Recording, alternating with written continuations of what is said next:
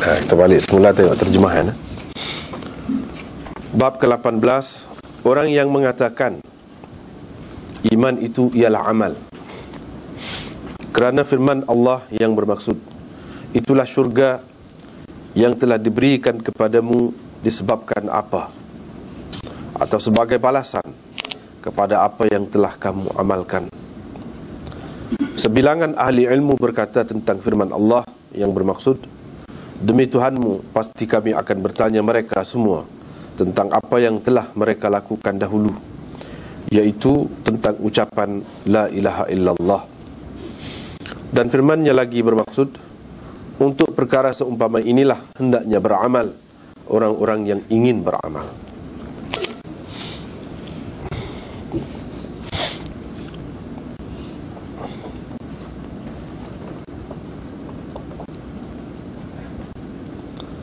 Lepas tu dia sebut itulah nama-nama perawi itu. Ringkas ceritanya kita boleh sebut, biasanya disebut dengan sanadnya Imam Bukhari meriwayatkan daripada Abi Hurairah, gitu. Tu pergi kepada Abu Hurairah. Bahawa Rasulullah SAW pernah ditanya, apakah amalan yang paling afdal? Baginda SAW menjawab, beriman kepada Allah dan Rasulnya.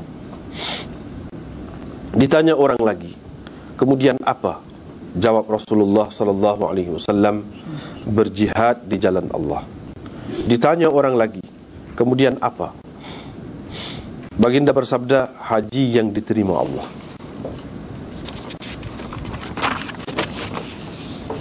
Bab ke-19, apabila Islam tidak sebenar, yakni Islam seseorang itu tidak sebenar, dan Islamnya hanya pada ikutan zahir sahaja, atau kerana takut dibunuh, maka Allah telah pun berfirman, bermaksud, kata orang-orang Arab, orang Arab pedalaman, kami telah beriman. Katakanlah, hai Muhammad, kamu belum lagi beriman. Katakan sahaja, kami telah masuk Islam.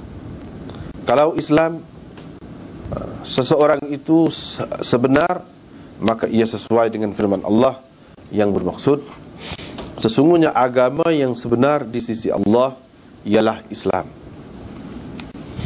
Dengan sanadnya Imam Bukhari meriwayatkan daripada Sa'ad bin Abi Waqqas.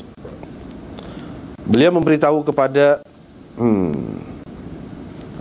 perawi di bawahnya bahawa Rasulullah SAW telah menceritakan kepada sekumpulan orang,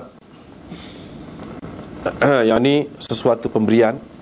Ketika itu Sa'ad sedang duduk di situ, tetapi Rasulullah SAW tidak memberikan kepada seorang lelaki yang mana dialah yang paling aku senangi di antara mereka.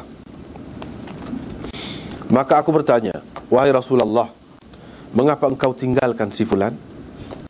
Demi Allah, aku percaya dia mukmin. Maka Nabi SAW bersabda, atau Muslim. Yang ini, mengapa kamu tidak katakan Muslim saja? Aku diam sejenak. Pengetahuanku tentang orang itu menguasaiku kembali. Lalu aku bertanya pula, mengapa engkau tinggalkan si fulan? Demi Allah, aku benar-benar percaya dia mukmin. Maka Nabi SAW bersabda, atau Muslim. Yang ini, mengapa kamu tidak katakan Muslim saja? Aku diam pula sejenak, namun pengetahuanku tentang orang itu menguasaiku lagi. Lalu aku kembali mengulangi kata-kataku, dan Rasulullah SAW juga mengulangi kata-katanya. Kemudian baginda SAW bersabda, wahai Sa'ad, sesungguhnya aku memberikan, yakni sesuatu kepada seseorang, padahal ada orang lain yang lebih ku senangi, kerana takut Allah akan menghumbannya ke dalam neraka. Yunus, Saleh, Ma'mar dan anak saudara Az-Zuhri juga telah meriwayatkan hadis ini dari Az-Zuhri. Bab ke-20, menyebar luaskan salam adalah sebahagian daripada ajaran Islam.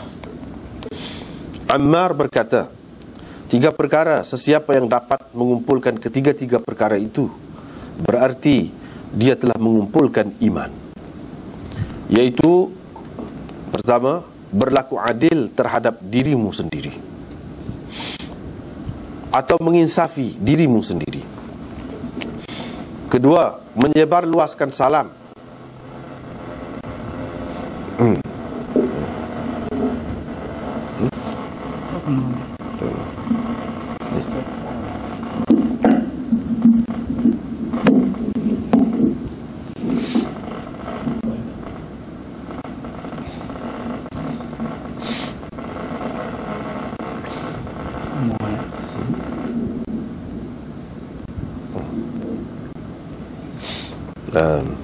Kedua, menyebar luaskan salam ke seluruh alam. Dan ketiga, berbelanja di jalan Allah meskipun dalam kesempitan. Dengan sanadnya Imam Bukhari meriwayatkan daripada Abdullah bin Amr bahawa ada seorang lelaki bertanya Rasulullah sallallahu alaihi wasallam, katanya, apakah ajaran Islam yang paling baik? Nabi SAW bersabda, memberi makanan dan memberi salam, sama ada kepada orang yang engkau telah kenal atau belum, yakni kepada semua orang. Nah, itulah beberapa bab. Kita tengok dulu sekap mana boleh lagi.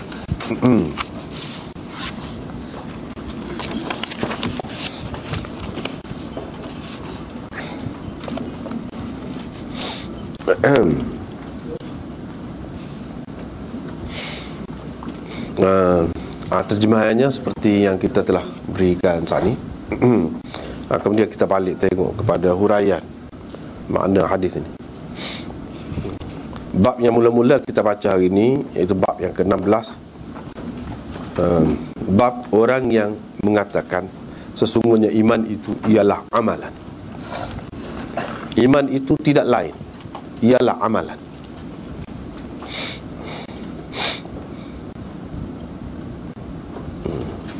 Jadi hak ni serupa dengan hak sebelum pada ni jugalah.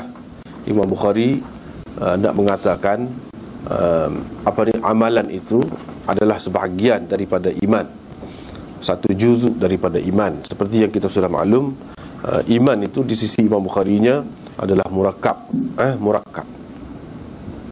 tidak basit. Artinya ada beberapa juzuk dia.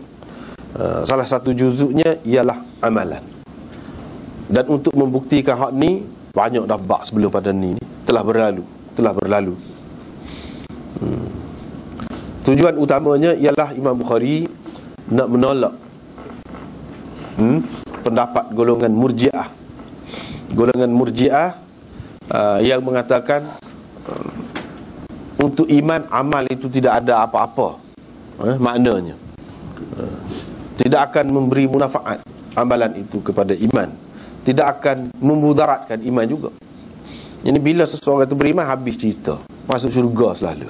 Lepas itulah mana hidup dia, amalan dia tak kira tu. Tak kira. Ini amalan puak-puak Murji'ah. Dan di zaman Imam Bukhari, puak-puak Murji'ah ni banyak pecahan pula, di antaranya Karamiyah ke apa tu, sangat meluas. Pada zaman itu. Maka Imam Bukhari perlu dalam setiap bab ni, mana dia tolak tu. Dan selain daripada itu, memang dia pun maksud nak menceritakan amal ini penting dalam iman. Jangan kita pandang sepi terhadap amalan itu. Amalan ni tak ada gapo. Sebenarnya kalau kita tengok, ialah Imam Bukhari itu, Imam Bukhari di zaman dia tu tak apalah tu. Zaman kita lah ni pun belana lagi. Banyak lagi yang duduk amal Murji'ah ni. Seperti baru ni pun sudah disebut dah. Dan setiap kali amalan kita kena ingat sama lah tu. Ada, mana sentiasa ada di kalangan orang Islam ni, walaupun tidak atas nama kumpulan, tidak atas nama kumpulan macam Ahli Sunnah misalnya, kita kata Mu'tazilah, Syiah misalnya kita kata, tetapi pada hakikatnya ada Murji'ah. Pada hakikatnya dia ada. Dan adanya itu kadang-kadang di setengah-setengah negeri itu begitu ketara. Kalau mungkin negeri kita ni tak berapa nyata, alhamdulillah, ke mana-mana pun. Cuma hak nyata tu sebagai umum lah, tu mana-mana pun ada. Tetapi hak lebih nyata lagi, sebenarnya fahaman Murji'ah ni diamalkan ialah macam di negeri-negeri lain. Setengah-setengah negeri tu ayah Islam, anak gani, suami dia gani, tak serupa je. Hak ni Hindu dalam satu rumah, hak ni Kristian, hak ni Islam, boleh duduk sekali. Jadi kira-kiranya molek lah lagu tu, duduk sekali gitu. Dan benda yang seumpama ini macam di Indonesia ada, di India ada, hak lagu ni ada. Sebab itulah seperti telah disebutkan minggu lepas, ramai kita tengok orang, tidak majoriti, tapi ada ramai jugalah, iaitu bini Islam, suami Hindu, anak tu ikut-ikut. Ada Kristian. Ni Murji'ah lah belakang hakikatnya. Sebab dia kira Islam ni, agama ni masing-masing, ni hak individu lah. Sah orang gitu tu hakim ini. Tak sah bagi kita ni. Tapi buat dia ni kira tak ada. Sebab tu dia kata tidak menjejaskan apa-apa. Tidak menjejaskan apa-apa. Dan ini kalau di kalangan umumnya sebenarnya tidak berapa ada. Tapi misalnya kalau di kalangan pelakon, orang panggil pelakon Hindustan, ramah lagu tu. Ramah lagu tu. Jadi bini Islam misalnya, ataupun bini Hindu, suami Islam, dah ramah lagu tu. Dia menjadi satu cara pula tu, satu gaya hidup pula macam tu. Dia Islam. Maknanya kalau suami itu Islam, dia nak pergi semayang, pergi ketika nak pergi. Bini dia dengan hadiah. Bini dia nak pergi ke, kita kata, rumah ibadat dia, pergi. Lepas tu anak tu ikutlah, ada nak mana bila balik. Jadi masing-masing pilihan. Ini Murji'ah lah tu, Murji'ah. Itu besar benar lah tu, besar lah tu, tak leh lagu tu. Tak leh lagu tu.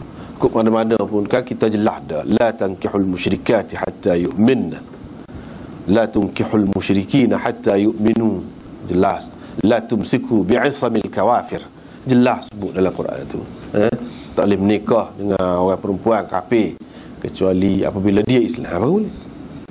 Kalau hak lelaki pun tak boleh, jelas tu.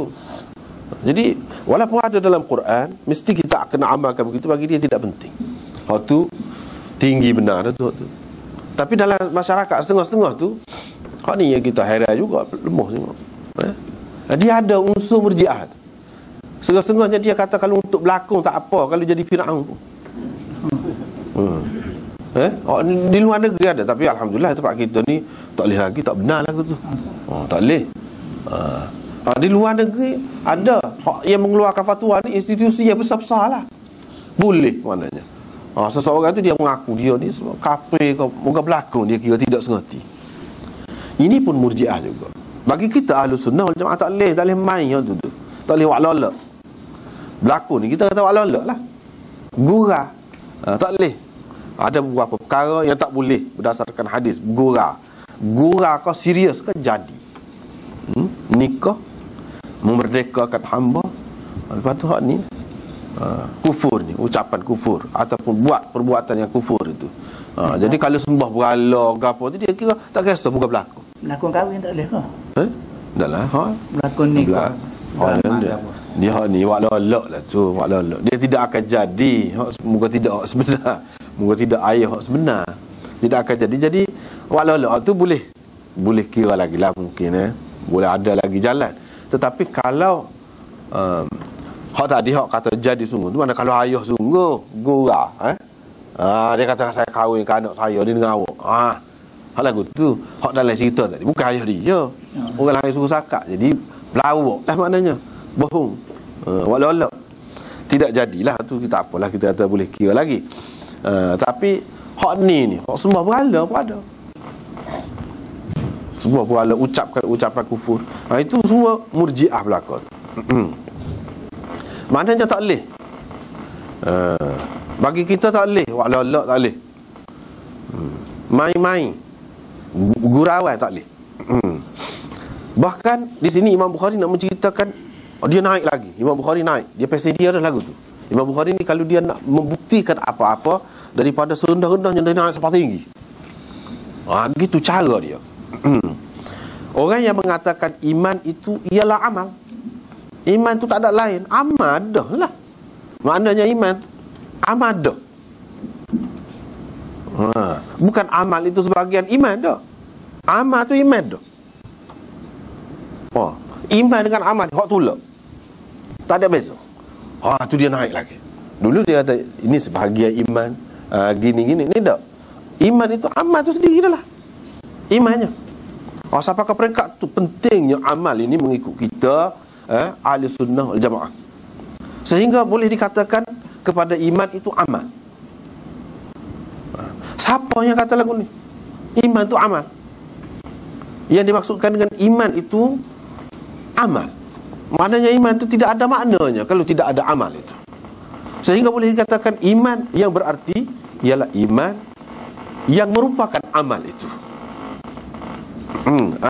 Iman yang merupakan amal. Siapa yang kata lagu tu? Man. Kalau di sini kata bab man qala. Bab orang yang mengatakan. Iman itu ialah amal. Man itu siapa? Orang. Siapa orang? Kalau kita bahasa Melayu ni, kalau kita duk terjemah daripada dulu lagi ulama-ulama kita menterjemahkan Quran, orang ni tidak semestinya makna manusia. Lebih luas lagi. Man. Kalau bahasa Arab. Man.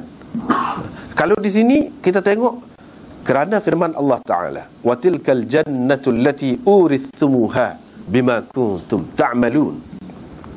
Itulah syurga yang diberikan kepadamu sebagai balasan kepada apa yang kamu amalkan dahulu. Di sini yang mengatakan iman itu ialah amal Allah SWT sendiri. Syurga itu diperolehi dengan sebab amal ataupun sebagai balasan kepada amalan. Adakah semata-mata amalan? Kalau orang itu tak ada iman, boleh masuk syurga? Tak boleh. Tak boleh. Dia mesti kena ada iman. Kalau orang tu amalan dia sebanyak mana, bukan dia tak ada iman, tak boleh. Ini menunjukkan bahawa ta'malun di sini dengan makna tu'minun. Itu hatu Imam Bukhari nak je. Sebagai balasan kepada iman kamu dahulu. Amal itu maknanya iman. Sebagai balasan kepada iman kamu dahulu. Sebab apa? Sebab amal tidak ada arti kalau tidak ada iman. Jadi tak boleh masuk syurga semata-mata kerana amalan, melainkan kena ada iman. Artinya iman itu amal di sini dengan makna iman. Siapa kata iman itu amalan hak tulah? Allah SWT kata. Ni apa dia kata iman itu dia katakan amal. Nak ceritanya penting sangat amal itu dalam iman ini. Kalau kita nak kata juzuk amal, maka juzuk yang penting tidak boleh dipisahkan. Sehingga kalau kita kata iman itu ialah amal pun boleh. Begitu penting sekali. Jadi macam mana kita nak pisahkan iman itu dengan amal? Sama sekali tak boleh. Itu bercanggah dengan Quran. Itu tujuan Imam Bukhari.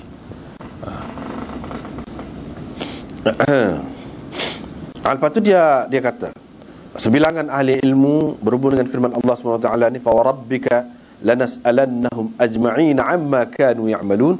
Kami akan tanya kamu semua tentang apa yang kamu lakukan.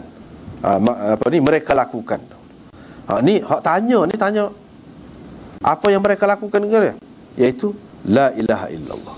La ilaha illallah ni iman, syiar kepada iman. Di sini pun amma kanu ya'malun, apa yang mereka lakukan dahulu. Tanya hak tu. Tanya tentang la ilaha illallah. Lepas tu limithli hadza falyamalil 'amilun. Kalau orang nak buat kerja, nak sungguh-sungguh nak dapatkan sesuatu, maka sepatutnya dia buat kerja untuk mendapatkan syurga. Sebab syurga itu besar, maknanya. Falyamalil 'amilun, maka hendaklah beramal orang yang beramal. Allah SWT kata lagu tu. Jadi kalau amal saja tak ada iman, jadi tak jadi. Jadi maksud sini hendaklah beriman. Jadi amal sini dengan makna beriman. Nak ceritanya tak boleh dipisahkan iman dengan amal itu.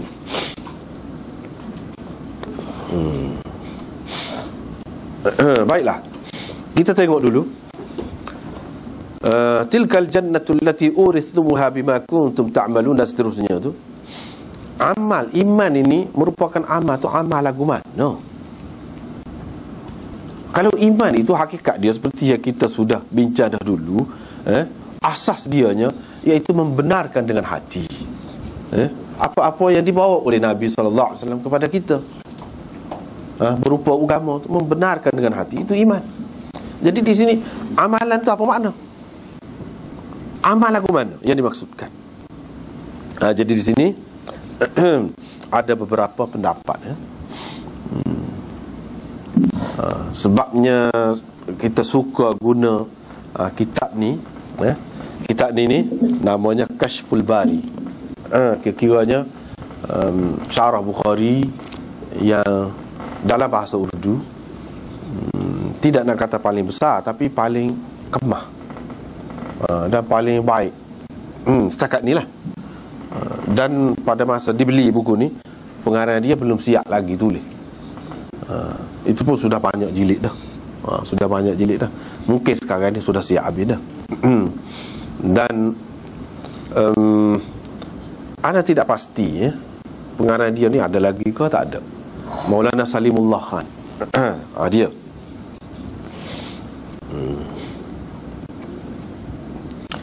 Salimullah Khan, dia lah yang tulis ni. Jadi anak rasa hari ni nampak ustaz kita, Ustaz Nikmat pun ada. Ustaz Nikmat ni anak murid dia, kalau tak silap Salimullah Khan, anak murid dia. Sebab Ustaz Nikmat pun pernah belajar di Faruqiyah. Faruqiyah ni tempat dia lah. Dia lah Syekhul Hadis di situ. Jadi sebenarnya syarah dalam bahasa Arab tu memang banyak, dan tebal-tebal sangat. Tapi dia tidak kumpul lagu ni, rengkah. Rengkah tapi banyak jilid juga rengkah pun. Cara dia tu istimewa sikit lah. Selain daripada tu, dia pendapat-pendapat, kalau hak dalam kitab Arab tu dia hak dulu-dulu lah, cerita hak dulu-dulu. Dalam kitab ni dia tidak gitu. Dia ada pendapat-pendapat hak baru, terutama ulama-ulama di India, di Pakistan ramah dia kemuka pendapat demo tu, supaya kita tahu bahawa kajian ni, hasil usaha ulama ni bukan terhenti setakat dulu. Sampai ke learn ni ada. Sampai ke learn ni ada. Ini apa? Sabit ni. Sabit ditutup. Tak nyampe nak. Stesen apa ni? Dibayar. Ini salah satulah.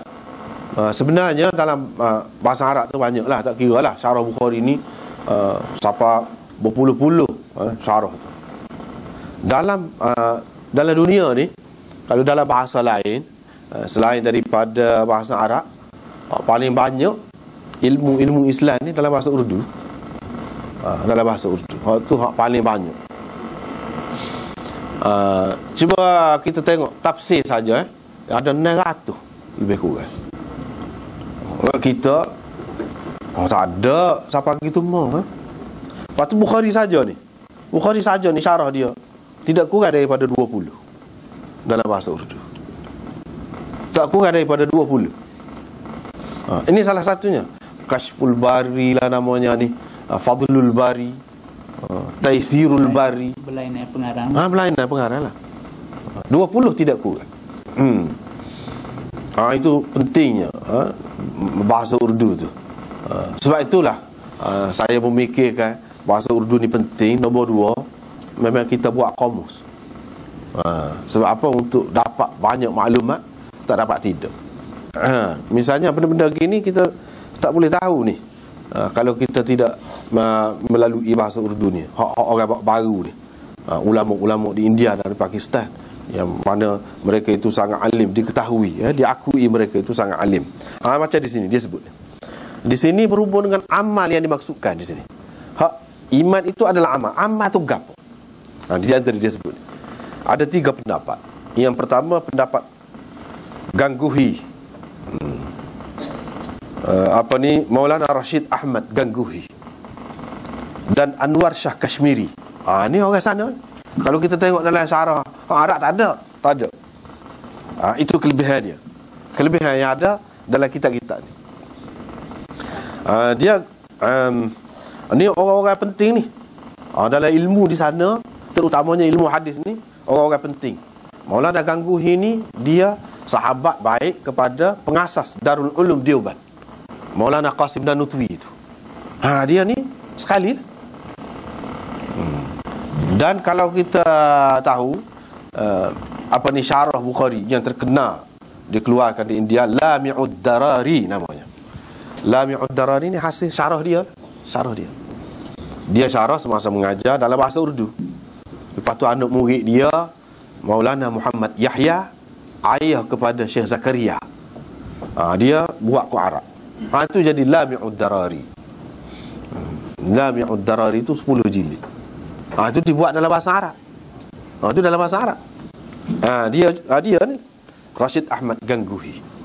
Lepas tu bawah dia pergi 2 generasi kemudian, Anwar Shah Kashmiri. Kashmiri ni orang Kashmir pula. Kashmir. Anwar Shah Kashmiri. Ni pun alim besar juga dalam hadis di sana. Tak apalah, dia kita sentuh pasal dia sikit ni, tu cerita pasal dia lah. Memang dia ni luar biasa, Anwar Shah Kashmiri. Memang pelik. Cerita tentang dia tu sangat banyak lah. Maklum, dan dia tu belum lama lagi. Jadi kalau kita ni, peringkat kita ni, saya lah misalnya, yang kedua, Tok Guru yang kedua. Mana Tok Guru yang kedua, dia ni Rashid, Anwar Shah Kashmiri. Jadi pelik dia ni, memang pelik lah.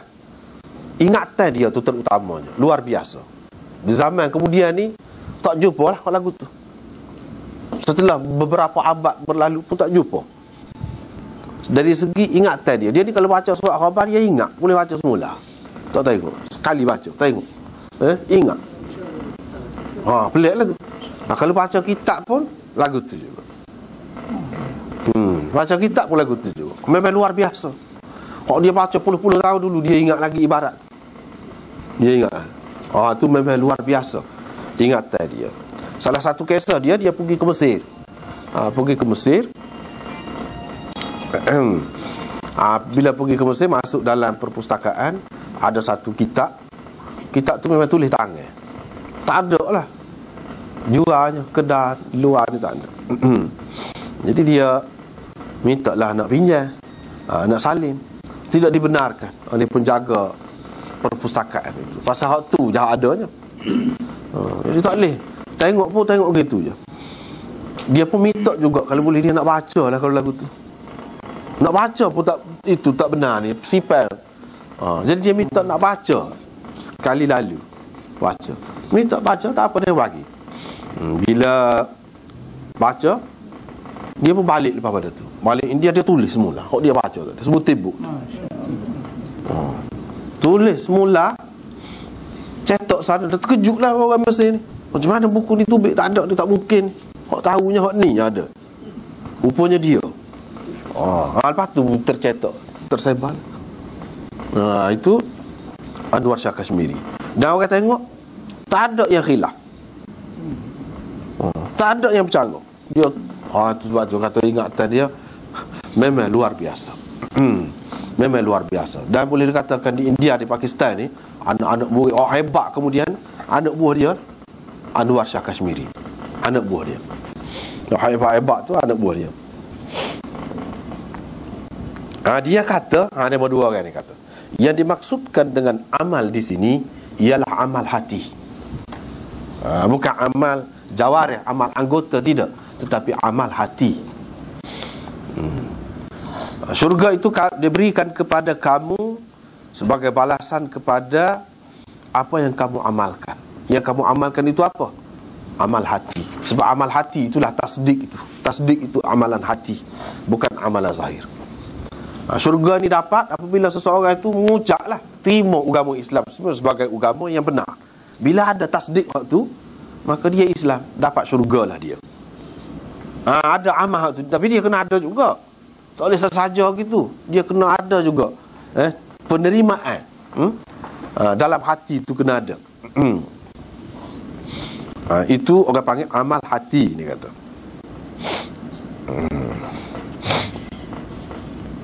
Lepas tu Allamah Sindi. Sindi ni dia Sind, satu wilayah dalam Pakistan lah ni lah. Ni pun ulama sana juga. Dia syarah Bukhari dan banyak lagi. Kitab-kitab dia ni orang besar juga. Sindi. Dikenali dengan Sindi. Ada beberapa orang dikenali dengan Sindi ni, ramai lah.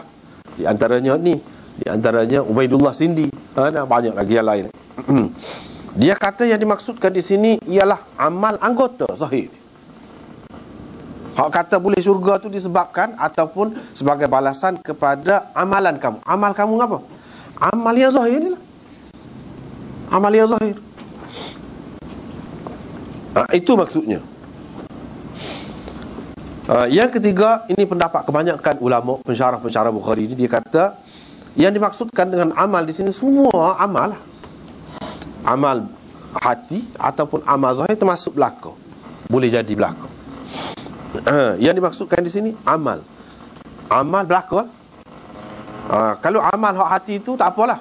Amal hak hati itu memang hak itulah hak utamanya, asasnya. Kalau tak ada hak tu tak masuk syurga. Dan amal zahir ini ia adalah cetusan daripada amal hati itu. Lahir daripada amal hati itu. Nak semaya, nak buat kata ni, dia cetusan daripada hak terima tadilah. Hak terima. Jadi amal dalam hati itu melahirkan, membuahkan amal pada anggota kita.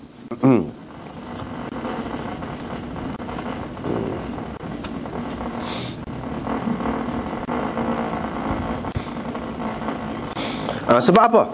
Sebab Imam Bukhari di sini tujuan dia nak menolak puak-puak Karamiyah yang mengatakan iman itu iaitu tahu. Iman itu tahu, makrifah.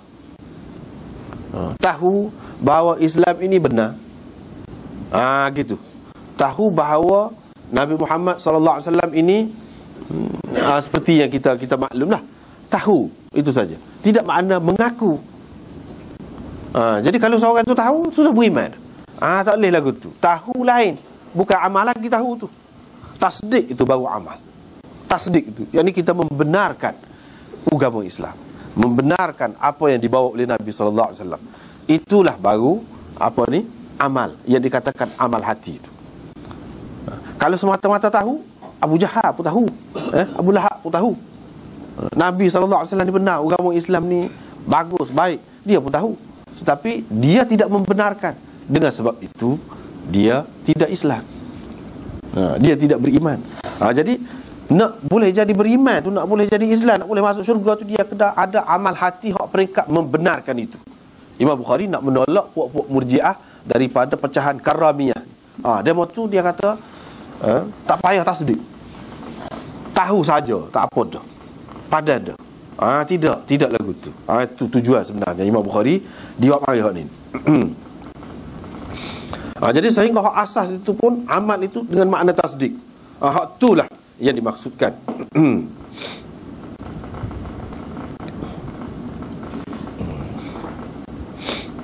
Inilah yang disebutkan oleh Anwar Shah Kashmiri. Dia kata iaitu iman itu bukan nama kepada semata-mata tahu ataupun makrifat. Sebab di samping tahu ataupun kenal, seseorang itu mungkin menolak lagi, tak terima lagi. Dia kena ada sesuatu, buat sesuatu. Hati dia kena buat sesuatu. Kenapa dia? Terima. Barulah jadi beriman. Hak beriman, hak terima dengan hati, itulah yang dipanggil amal hati. Itulah yang dipanggil amal hati.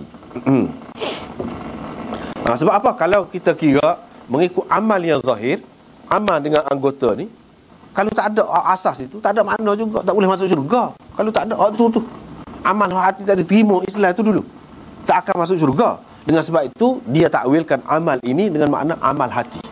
Bila ada hak ni, walaupun tak ada hak anggota ni, tak ada buat apa pun, boleh masuk syurga juga. Boleh masuk syurga juga. Ataupun kita kata seperti seseorang tu, dia kafir, lepas tu dia terima Islam di dalam hati dia, terima Islam, tiba-tiba lepas pada tu mati selalu. Kerana apa-apa, dia mati selalu lepas pada tu. Tak ada buat amalan apa-apa, tak masuk syurga kau. Maknanya dalam keadaan tidak ada amalan zahir, sembahyang tak ada sekali apa, puasa pun tak ada juga, tak ada buat amalan. hanya terima saja bang, dia mati, tak masuk syurga bang. Masuk syurga sebab apa? Sudah ada amal hati. Amal anggota ni dia menambahkan lagi, menyuburkan lagi, membesarkan lagi. Tetapi asas dia sudah ada dengan amal hati tadi. Dan amal hati itulah yang menentukan seseorang itu beriman atau tidak. Dia kena ada tindakan dalam hati itu. Tak boleh tahu saja, tak boleh. Tetapi kena terima. Itu yang dikatakan amal hati. Itulah yang dikatakan iman. Jadi masuk syurga tu kerana amal macam tadi lah. Amal tu mungkin dari segi zahir orang tanam ke bumi dia ataupun bakar dia, sebab zahirnya tidak diketahui dia ni Islam. Tapi di sisi Allah Subhanahu Wa Taala dia sudah Islam dah. Dia sudah Islam dah. Walaupun lagu mana-mana ikut seperti hak cara kafir lah dalam dunia ni, pembumian dia ataupun pengurusan jenazah dia tu diuruskan secara kafir, tetapi hakikatnya dia tu Islam. Hakikatnya dia Islam. Bila Islam masuk syurga, tak ada apa-apa ni amal zahir ni. Tak ada apa-apa. Hanya ada amal hati. Sebab itu demo ni letak amal di sini, maksudnya amal hati. Kalau amal zahir tak ada. Tak ada lagi. Gitu. Ada orang seperti ini dia sudah kafarah segala dosa dia. Tentu dah. Sudah gitu dah. Mereka kalau dia terima Islam tu sebagai agama yang benar, segala-galanya. Mana yang terangkum dalam la ilaha illallah Muhammadur Rasulullah tu berarti al-Islam yahdimu ma qablahu. Islam merobohkan segala-gala hak sebelumnya. Jadi kalau ada hak tak comel, hak tak molek pun dulu terhapus belaka. Dia jadi seperti kanak-kanak yang baru lahir. Mana dari segi bersih tak ada dosa tu. Dari segi tu.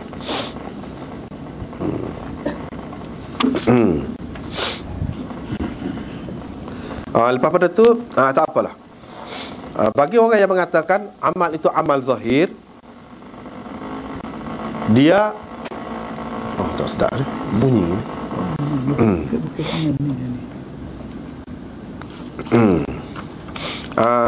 Mereka ini mengatakan amal zahir ini tidak sia-sia, tidak menambah, tidak kata saja-saja, tidak, bahkan dia menambahkan iman yang sedia ada ataupun amal hati yang sedia ada. Lebih menyuburkan lagi, menyegarkan lagi. Ini amal zahir, tidak dinafikan, bukan tak ada kesan seperti puak-puak murjiah tu kata. Lepas tu satu perkara yang kita terjemah tadi, kita terjemah mafhum ayat Quran itu mana tadi? Itulah syurga yang telah diberikan kepada kamu disebabkan. Itu salah satu terjemahan lah. Ataupun sebagai ganjaran kepada apa yang telah kamu amalkan. Jadi diberikan, terjemah di situ diberikan. Sedangkan kalau nak mengikut hak bahasa Arab asal tu urithumuha. Urithumuha tu bukan makna beri saja, tak. Beri sebagai pesaka. Apa Allah SWT guna perkataan irath ini? Yang ni beri sebagai pesaka. Tapi kalau kita terjemah gitu kan jadi payah pula, jadi panjang cerita pula. Jadi kadang-kadang terjemah ni dia tak sapa selalu maksud tu. Tak sapa selalu. Dia kena hurai juga. Dia kena hurai juga. Kalau kita terjemah diberikan sebagai pesaka, timbul kemuskilan pula. Pesaka lagu mana pula? Walaupun makna asal je gitu. Tetapi maksud dianya, kalau kata beri sebagai pesaka, sebenarnya maksudnya diberikan lah. Diberikan, dikurniakan. Tapi soalnya kenapakah digunakan perkataan urithumuha, diberikan sebagai pesaka kepada kamu?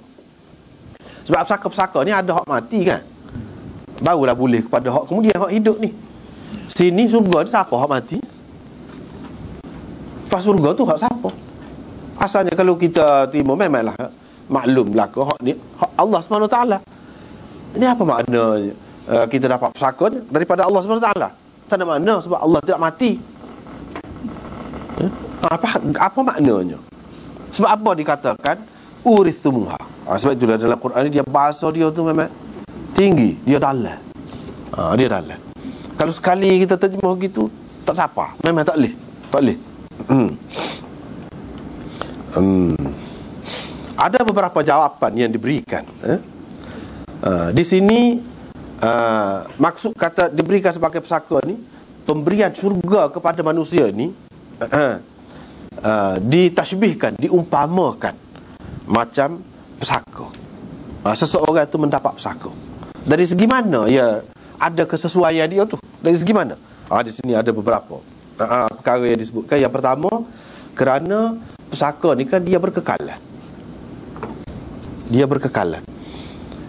Yang ni apabila seseorang itu dapat sesuatu harta berupa pesaka, maka tak ada siapa pun boleh membatalkan pemberian itu.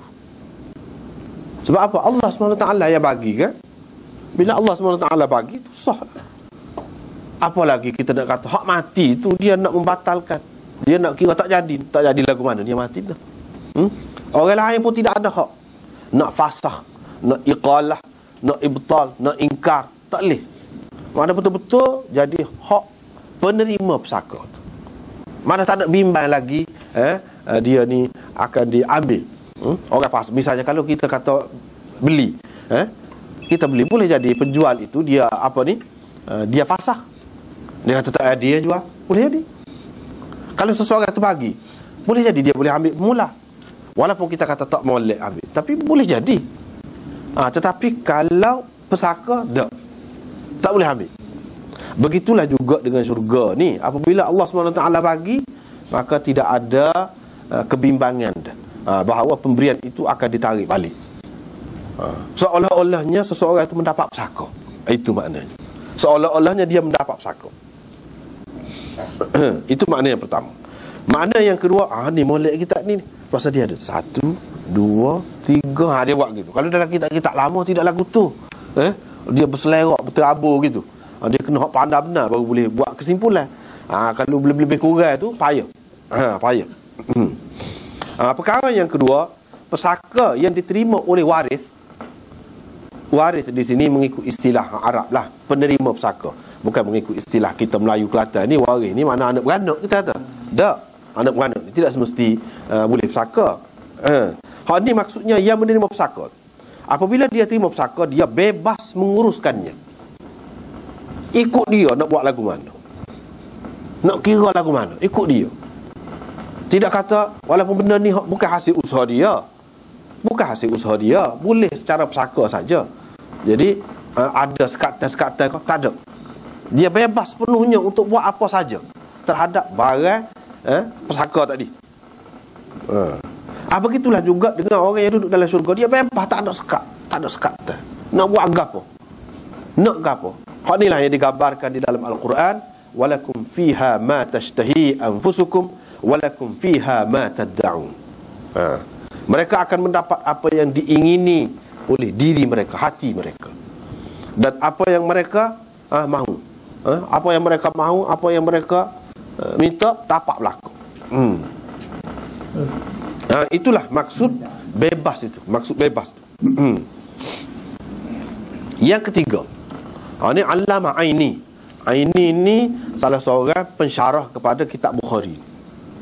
Kitab dia besar lah, Umdatul Qari.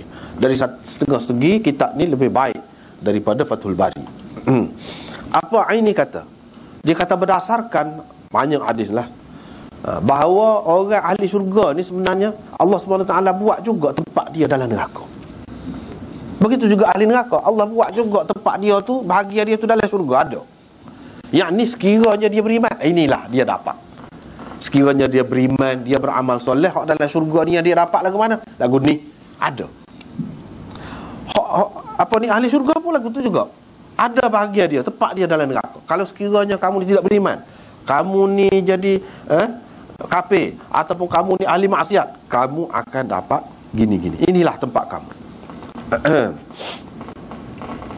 Dan dalam hadis itu disebutkan, ditunjukkan kepada orang itu bahkan, inilah tempat kamu kalau sekiranya kamu ni kafir. Kalau hak kafir itu pula, kalau sekiranya kamu Islam, inilah tempat kamu dalam syurga. Jadi tempat masing-masing itu diwarisi. Itu yang dikatakan diwarisi. Jadi tempat ni dah tak ada, kosong ke tempat dia tu? Tidak kosong, boleh kau orang lain? Boleh kau masuk syurga lah, tempat dia tu. Tempat awak kafir sana ni, hak Tuhan sediakan juga. Jadi boleh ke pada masuk syurga? Macam boleh pesaka lah kepada dia tu. Dari segitu. Tapi asas dia iaitu umpama, perumpamaan. Asas dia ialah perumpamaan. Begitu juga hak ni apa yang kuat sangat seksa dalam neraka ni? Sebab dia berganda-ganda. Bukan hak dia saja, hak orang lain pun ada juga tersedia untuk dia. Jadi dia tidak saja hak dalam neraka ni. Hak asalnya orang dalam syurga ni, kalau dia jahat, dia tidak molek, masuk dalam neraka. Tepat tu boleh hak dalam neraka tu. Gitu dia kata.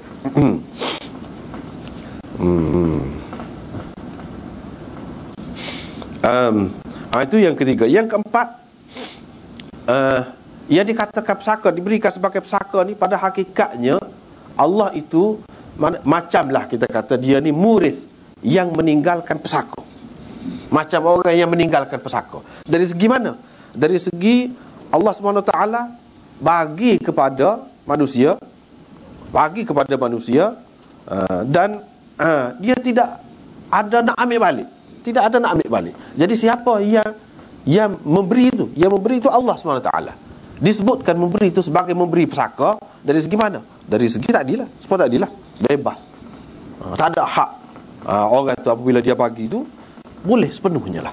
Boleh sepenuhnya. Tidak kata seperti hak dalam dunia ni, Tuhan juga yang bagi, tapi lepas tu dia ambil pula. Mula-mula lagu ni senang, lepas tu susah. Mula-mula sehat, lepas tu jadi sakit. Dia juga yang bagi sehat tu, tapi sehat itu tidak berpanjangan. Berbeza dengan dalam syurga ni. Sebab apa? Sebab dia bagi tu bagi sungguh. Bagi seperti mana orang yang memberi pesaka, meninggalkan. Jadi lagu mana? Baginya itu memang sungguh. Tak ambil balik dah. Itu yang keempat. Yang kelima,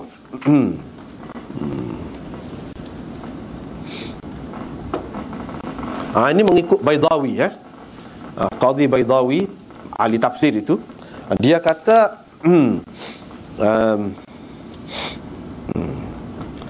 dia kata apa dia? Yang meninggalkan pesaka ni kita dapat ni pesaka, hak disebutkan sebagai pesaka dalam syurga tu. Pesaka ni ditinggalkan, diberikan oleh siapa? Oleh amalan kita. Amalan kita tu sebagai muridnya, sebagai yang meninggalkan pesaka. Kalau kita nak sebut, sebab di sini disebutkan pesaka, amalan kita tu yang meninggalkan pesaka. Artinya bila kita buat amal, habislah amalan kita. Dia berhenti sekat tu, macam mati. Tak ada dah. Yang adanya ialah hasil dia. Hasil itulah yang dikatakan sebagai pesaka. Yang memberikan hasil itu apa dia? Amalan kita. Amalan orang yang beriman itu. Jadi amalan itu bila dia melakukan, dia habis, berhenti. Tetapi hak syurga ni, hak diberikan itu tidak habis, tidak berhenti. Seperti pesaka.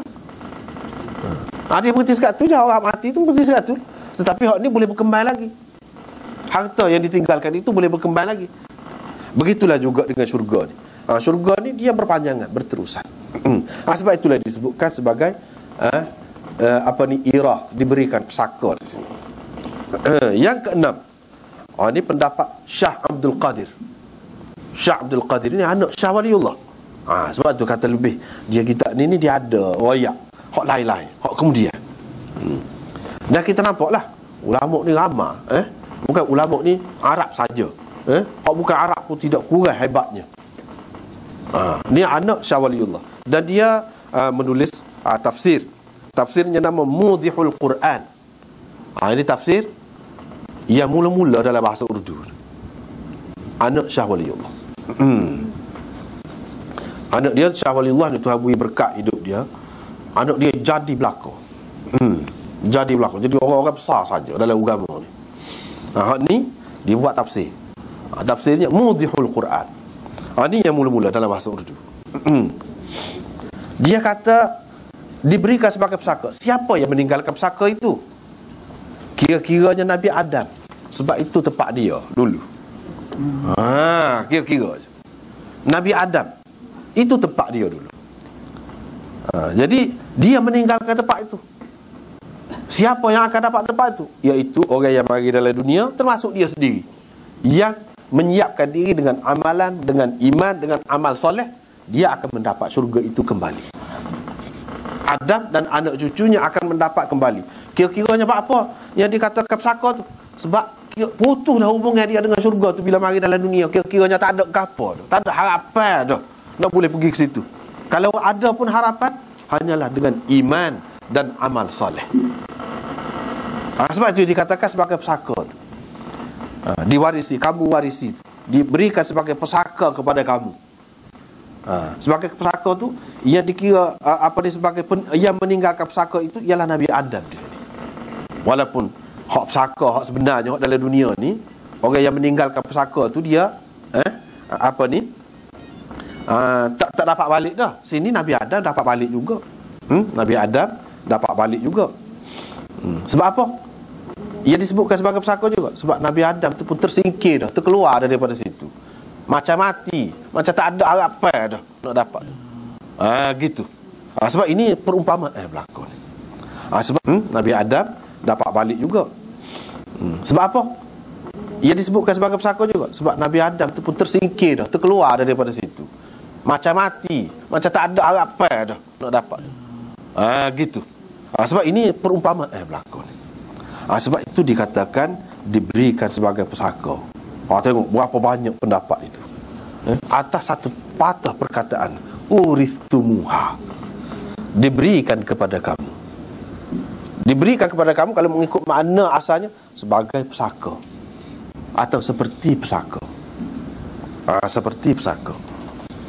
Itu luah makna dia.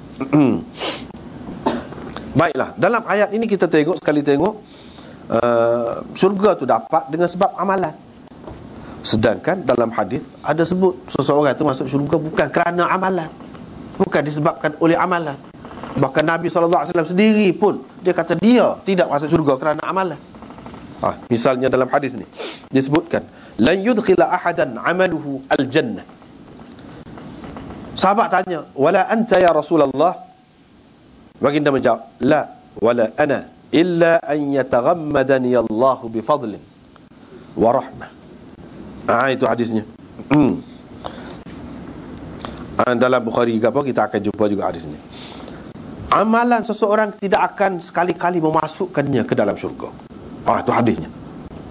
Sahabat pun tanya, kamu pun tidak wahai Rasulullah? Yani amalan kamu pun tidak? Nabi SAW jawab, tidak, amalan aku pun tidak, kecuali kalau aku ditutupi dengan rahmat dan kurniaan daripada Allah SWT. Kecuali kalau aku dikelubungi rahmat dan kurniaan Allah SWT. Maka dapatlah. Artinya kerana rahmat dan kerana fadl, kurniaan Allah SWT, bukan kerana amalan. Nampak bercanggah ayat itu dengan hadis ni. Ulama-ulama bagi jawapan ini. Ia jadi bercanggah ni, dia kata kalau kita pakai ba tu di situ.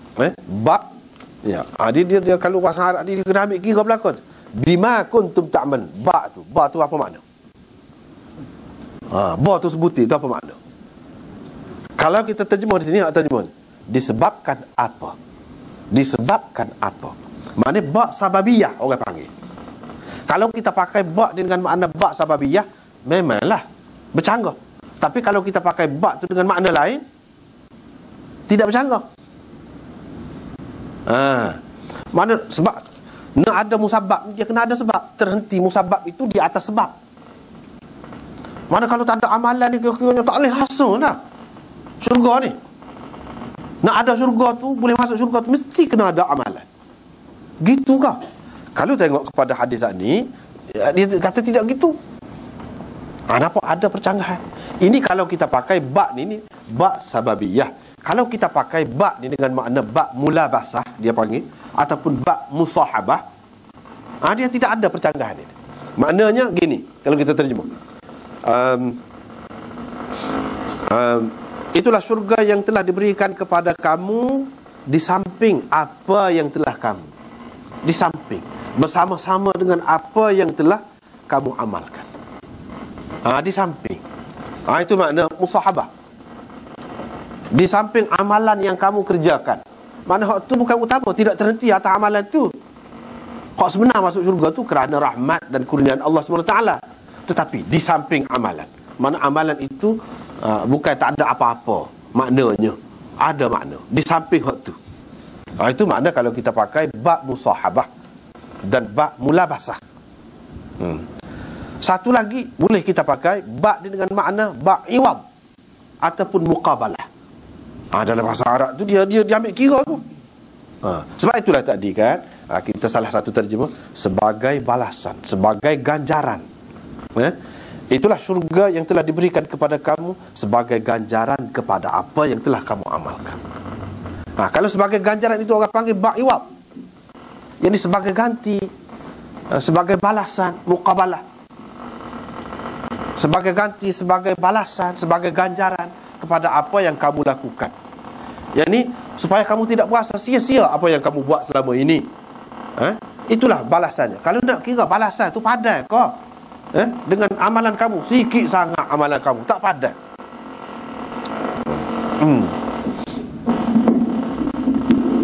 Tutup pun jadi juga ni.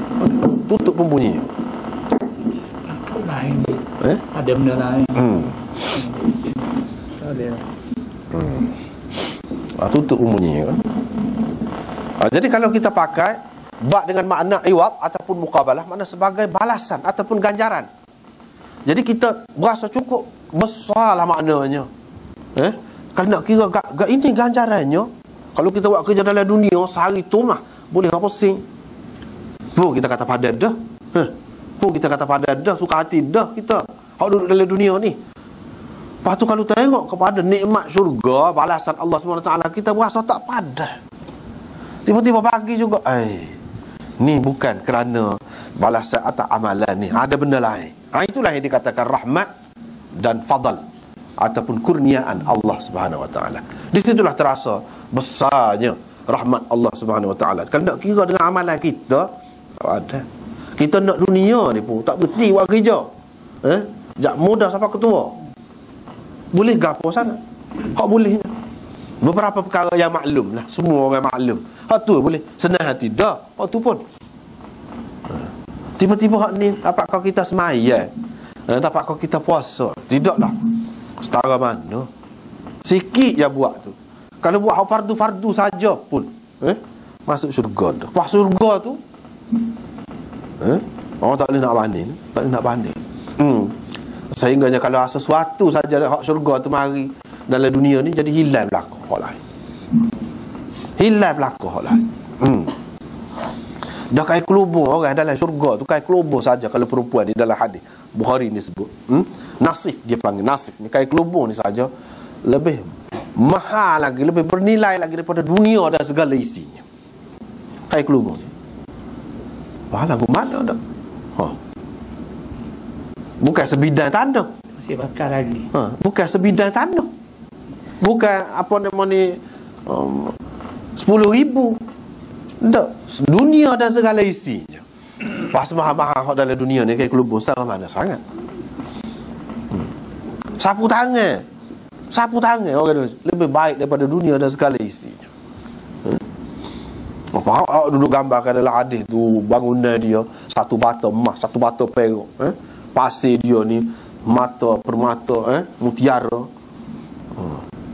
tanah dia ni kasturi, lebih mana hak dia banding tu pun hak manusia tahu sebagai hak paling baik lah dari segi baunya. Tu lepas tu dalam hadis disebutkan muziknya, sebab manusia nak benda tu kan, manusia nak itu menjadi idaman manusia yang menghiburkan dia. Jadi apa ni, pokok kayunya apabila berangi tu bunyi macam-macam pula muzik. Situ seronok. Nak balak apa, nak beli lagu mana dengan amalan kita tu tak boleh. Situlah tepat hadis ni. Tepat hadis ni. Tetapi kalau kita pakai disebabkan apa yang kamu amalkan, kalau kita pakai ba' sababiyah pun tidak salah juga. Sekali lalu yang nampak nampak belaga ni, cara ni sebenarnya tidak salah juga. Kalau Allah Subhanahu Wa Taala buat amal ini sebagai sebab, apa salahnya? Itu sunnatullah. Dia buat ketetapan dia untuk mendapat buah. Apa ni kita kata buah nenah, tanah pokok, itu sebabnya. Kehendak dia lagu tu, janji dia dah gitu. Orang yang buat amal baik, dia akan dapat syurga. Dia janji dah gitu. Jadi dia kata sebab tu dia yang menyebutkan sebagai sebab. Apa salahnya? Seperti benda-benda lain dalam dunia, dia yang buat sebab. Hak ni pun nak dapat syurga ni sebabnya amal. Tak kira lah amal hati ke amal apa, tak kira lah tu. Tetapi kerana ada hak tu lah. Cuba kalau tak ada hak tu, tak ada amal hati tu, hak paling asas itu, masuk syurga? Tak ada, tak masuk syurga. Tuhan tidak nak masuk syurga juga. Ini maknanya ada nyabik. Kita kata nyabik lah. Sebab tu nyabik dengan amalan. Walaupun hak kita duduk bahas tadi, amalan itu amalan hati. Mana ada menjadi sebab. Apabila menjadi sebab, kita tidak boleh pandang mudah, tidak boleh pandang enteng lah kepada sebab itu. Bahkan kita kena buat. Oleh kerana ini yang menjadi penyebab kepada kita kena buat. Maka lagilah mendorong kita untuk buat kerja. Seperti mana kita tahu, untuk mendapat kekayaan, untuk mendapat harta, kita kena buat. Itu sebabnya. Maka itulah yang akan mendorong kita. Dan sebab itu Allah SWT juga yang buat. Wa ja'alna likulli syai'in sababa. Untuk segala sesuatu kami buat sebab. Ini pun salah satu sebab. Pasalnya kalau Allah SWT, kita terima Allah SWT yang buat sebab itu. Walaupun kita kata takkanlah sebab amalan setara ni nak boleh besar, dah Allah SWT nak bagi, dah dia nak bagi, apa salahnya? Sebab tu tak seberapa, tapi begitu sekali dia bagi, boleh. Itu menunjukkan kemurahan dia juga, rahmat dia juga. Tak lari juga maknanya, boleh juga. Lepas tu Imam Bukhari buat marilah. Dia kata sebilangan ahli ilmu mengatakan berhubung dengan fawarabbika lanas'alannahum ajma'in amma kanu ya'malun, iaitu tentang la ilaha illallah. Tentang la ilaha illallah. Jadi hak ni lah yang menunjukkan bahawa yang dimaksudkan dengan amal ini amal hati. La ilaha illallah. Kalau orang tu ucap pun akan ditanya juga, kamu ucap ikhlas ke tidak, betul ke tidak? Akan ditunjukkan kepada orang pula, di pada mahsyar lagi ditunjuk, bahawa dia ni tidak betul, bahawa tak betul. Bahkan ada orang-orang yang Nabi kira-kiranya tahu dia tu sebagai sahabat-sahabat dia, nak pergi dekat kolam dia tu. Dulu kan kita sudah jumpa ada, tiba-tiba Nabi SAW kata itu sahabat saya, diseret mereka itu pergi. Nabi kata itu sahabat saya. Lalu malaikat berkata, kamu tidak tahu apa yang mereka buat selepas kamu mati. Mana zahir dianya bersama Nabi SAW sebagai Islam, mengucaplah kira-kiranya. Mana mengucap tu tak betul, tak betul, Allah SWT akan tunjuk saya tu kalau mengucap. Kalau tak mengucap, apa tak mengucap? Sebab tak mengucap ni nak tak masuk syurga. Kerana tidak ada amalan itu, amalan hati itu sekurang-kurangnya tidak ada. Kalau mengucap dah pun tanya juga, apa la ilaha illallah kamu tu, kamu buat apa? Sungguh ke la ilaha illallah kamu? Tanya juga. Jadi tanya tentang la ilaha illallah. Jadi tapi dalam Quran dia sebut apa yang kamu lakukan, apa yang kamu buat. Maksudnya buat di situ ucapan itu, yakni iman itu dikatakan buat. Inilah yang dikatakan iman itu ialah amal, tidak lain. Amal itulah iman dah. Sebab apa yang ditanyakan amal seesok, iaitu amal la ilaha illallah. Ni iman tu. Tu.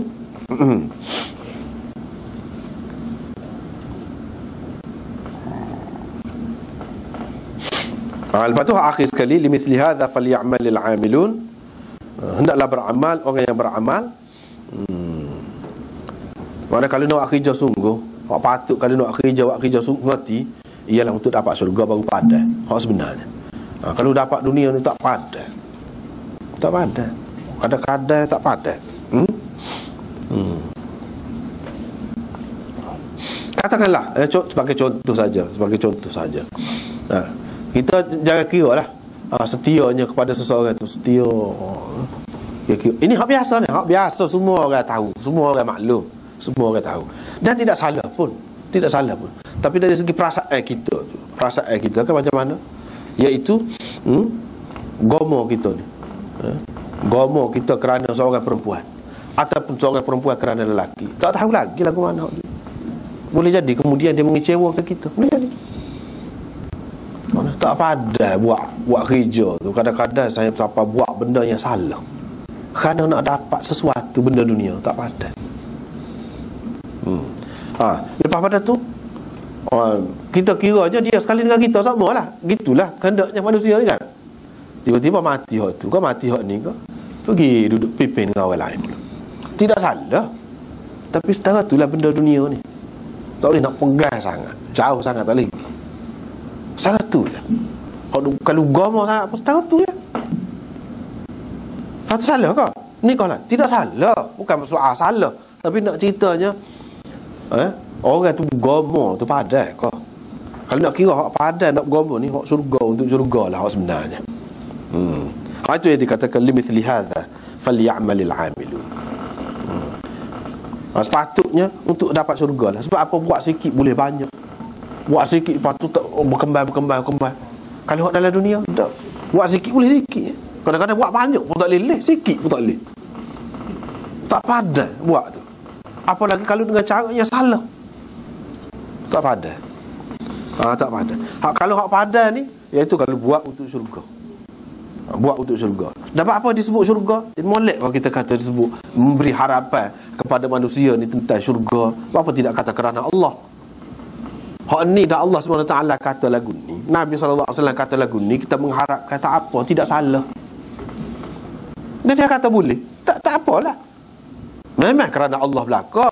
Tapi bela-bela tu maknanya kita kata kita nak syurga juga sebab dia kata tak apa, tak salah lagu tu. Seperti kita mengharapkan apa-apa hak dalam dunia ni, padahal itu bukan pasti. Tak salah juga. Setara hak kecil benda dunia ni kita boleh menaruh harapan dah, apatah lagi hak syurga, hak daripada Allah SWT sendiri. Apa kita tidak menaruh harapan? Kalau kita tidak menaruh harapan akan mendapat syurga, seseolahnya kita tidak memberi nilai kepada syurga. Kita buat macam dunia, syurga tu macam benda dunia, padahal benarnya kalau orang tahu, dia akan nak. Tak sarayak lah kalau manusia, sebagai manusia dia akan nak benda lagu tu. Dan nak tidak salah, tak salah.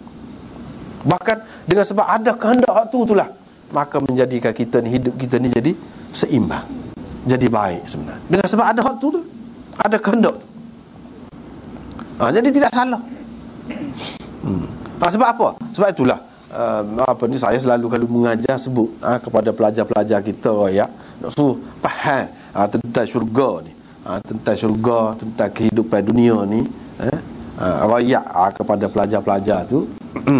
Apa dia selalu menyebutkan tentang ahli falsafah. Ahli falsafah kita mengaji hadis ni pun tak apa juga. Falsafah tu pun hak molek tu, falsafah ni ada juga hak tak molek, ada juga hak molek. Dia kata apa? Dia kata kita tahu mana air ni ada. Kita tahu mana air ni ada. Kita tahu mana makanan ni ada. Tahunya kerana kita dahaga dan kerana kita lapar. Itu kita tahu situ. Pasal kita ni dahaga dan kita lapar. Oh, tak payah ya tu kita kata. Memang moga kita duk biasa makan, duk biasa minum, kita tahu dah tu yang memuaskan kita. Dak kalau kita andaikan kita tidak tahu ada sesuatu minuman. Dia ahli falsafah, dia kecek lagu tu lah.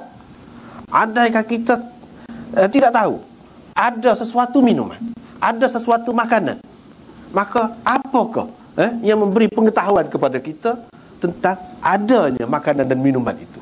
Jawabnya dahaga kita. Dahaga kita dan lapar kita. Memang begitu Allah SWT buat. Hak tu hak dunia. Kita panjang sikit. Ahli falsafah dia berhenti sekat tu je. Kita panjang sikit. Apa buktinya? Ada syurga itu. Apa bukti? Apa dalil untuk kita yakin, meyakinkan kita?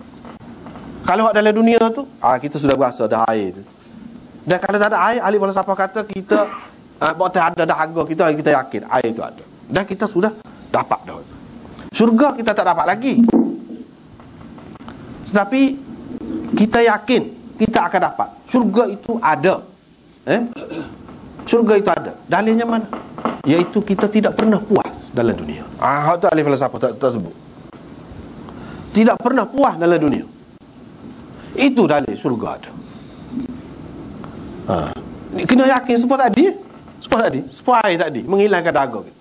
Kalau tidak, tak sempurna Allah SWT buat alam semesta. Supaya dia buat dahaga, lepas tu dia tak buat air. Dia buat lapar, lepas pada tu dia tak buat makanan. Mana ada lagu tu? Cuma hak ni perjalanan ni dia bukan berhenti terikat setakat dunia saja. Kalau dahaga dengan air, hubungan dia setakat dunia, berhenti setakat tu. Tetapi hak kita kata iman dan amal soleh, dia tidak berhenti setakat dunia. Hubungan dia tu, dia ada kait dengan alam yang lain lagi. Inilah kelebihan iman. Dia bukan berhenti setakat dunia. Bila kita ada hak ni, kita akan dapatlah hak tu. Itulah agama cerita. Kita yakin ada syurga sebab kita tidak puas. Kita, apa dia hak kita kata? Makanan. Puas ke makanan? Hak sedap sekali kita. Tak ada. Kalau kita kata kita sedap sekali pun, kita puas pun. Lepas tu kira-kiranya kita nak makan terus lah. Biar sedap terus lagu tu. Boleh tak? Tak boleh. Sebab makan lagi mudah. Itu hak dalam dunia. Itu hak dalam dunia. Benda-benda lain pun lagu tu juga. Kita dapat gapo hak puas. Tak puas. Ini Tuhan bagi ni hak ni lah. Untuk ni lah sebagai naluri untuk terima agama. Bila dia tidak puas, dia akan carilah mana kepuasan dia dapat. Nak dapat mana kepuasan ni? Ada kereta, nak kereta lebih besar lagi. Ada besar lagi, nak lebih lagi. Kaya dah, nak lagi kaya. Rumah besar dah, nak lagi. Baju comel dah. Sebab ada hak tu, sebab itulah ada kemajuan ni. Dari segi asas dia hak Tuhan buat tu tidak salah. Memang lek dah hak dia buat tu. Nak kau tu, nak kau ni, hak itulah asas kemajuannya. Tetapi apa kita tidak puas juga? Kerana tidak puas manusia ni lah, maka buat elektrik, ada kan elektrik, macam-macam lagi kemajuan lain. Apa nak suruh puas? Tak puas juga. Orang duduk dalam pelita dulu tak puas. Kita kalau duduk dalam pelita lagi lah tak puas. Hak duduk dalam pelita dulu pun tak puas. Kalau dapat hak lebih lagi dah. Lapu gas selir sampai itu dah. Tu punya dah. Tapi tak puas. Ada lagu ni pun tak puas juga. Dah hak Tuhan buat dalam dunia ni. Hak Tuhan buat dalam dunia ni semuanya nak suruh kita ingat kepada hak sebenar. Hak ni bukan hak sebenar. Dah hak dalam hadis duduk sebut tu, bila ingat saja dalam syurga, mari selalu. Ingat saja, mari selalu. Dalam dunia apa sikit sebanyak orang sudah buat dah kemajuan tu. Nak di kepala tidur ya, pecek ni kipas. Pecek ni TV. Pecek ni aircon. Pecek ni lampu. Pecek. Kena pecek juga. Kena pecek juga. Kena pasal juga, habis pitih juga tu. Tak puas. Hak dalam dunia tak puas lagi. Setara tu pun tak puas lagi. Tapi ini menggambarkan kepada kita lagu tu lah, dekat. Kalau orang sampai dulu kata lah mana nak boleh selalu. Khoya tinggi, khoya tu dah. Syurga lagu ni tinggi benar khoya. Orang kafir kata lagu tu lah. Tetapi hak sama satu dia tak faham pun dia terima. Zaman sekarang ni mudah kita nak terima benda tu kan. Kau dekat kita tu. Manusia ni nak buat gambaran dalam syurga kan, duduk dalam nampak luar, duduk luar nampak dalam, orang sampai itu kata dinding pasal mana lagu tu nak. Lah ni cermin, tak ada masalah, tengok mudah kan, faham? Bangunan tu daripada cermin. Cermin lagu mana kalau tinggi gitu mah. Sampai ke langit tinggi dah. Dalam hadis dia sebut, pakai buat cermin. Tak pelik kan lah ni, duk buat belaka. Cermin nampak. Bahkan ada pula dia sebut, dalam nampak, luar tak nampak. Daripada luar tak nampak, orang dalam nampak orang luar. Kita tak faham. Banyak orang sampai dulu, kalau ayat orang sampai dulu dia suka geli hati dia, khoya kuat dia kata. Tetapi sekarang tidak apa-apa. Tetapi kita tak puas lagi. Ada lagu tu kan, tak puas lagi. Pasal apa? Pasal dia ada lagi kemuncak dia dalam syurga tu. Tak buat apa satu, tak pecek apa-apa. Pecek dalam hati, rimuk duduk dalam hati, rimuk. Nak ni marilah. Nak pergi mana-mana tu sapah lah.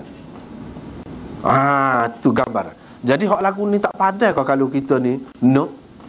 Padai. Hak tidak lagu tu pun duduk jadi khoya-khoya manusia ni. Duduk mengidam-ngidam manusia ni nak lagu ni lah. Kalau dia ada rumah, biar ada siap belakang. Pakai pecek, remote. Semua remote. Tapi kena pecek juga, tak ada bateri tak jadi. Susah juga, tak puas hati. Sebab itulah manusia tak puas hati.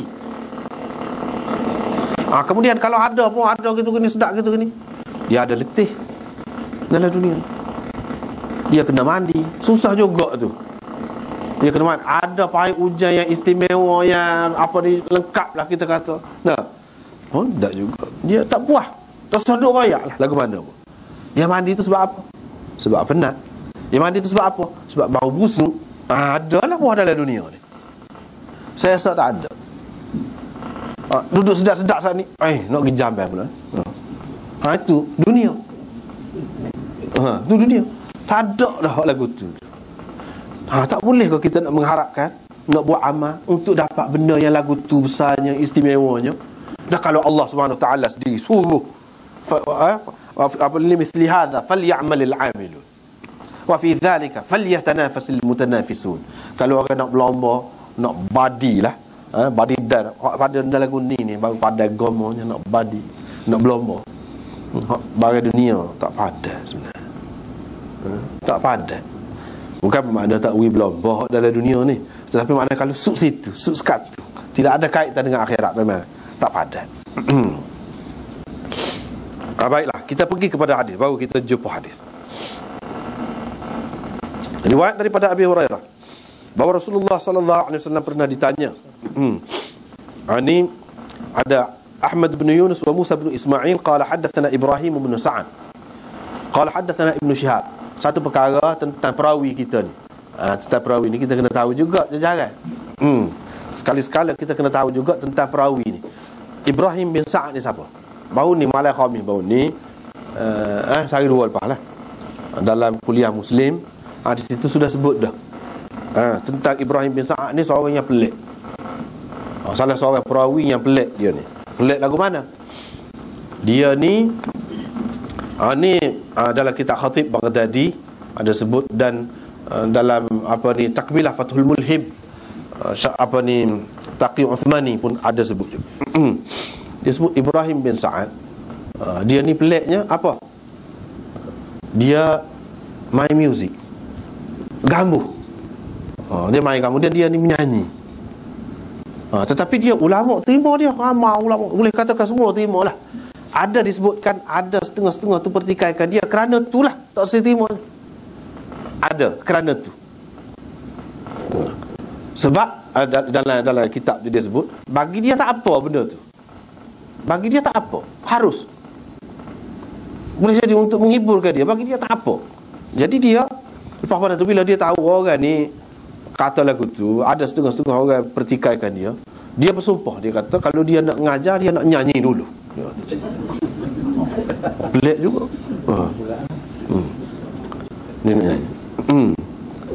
Itu cerita tentang Ibrahim bin Sa'ad ini. Dan pada umumnya ulama terima dia, tak ada apa. Dalam Bukhari, dalam Muslim, dalam apa pun ada. Dia ni Ibrahim bin Sa'ad, anak murid kepada Zuhri, Ibnu Syihab Zuhri.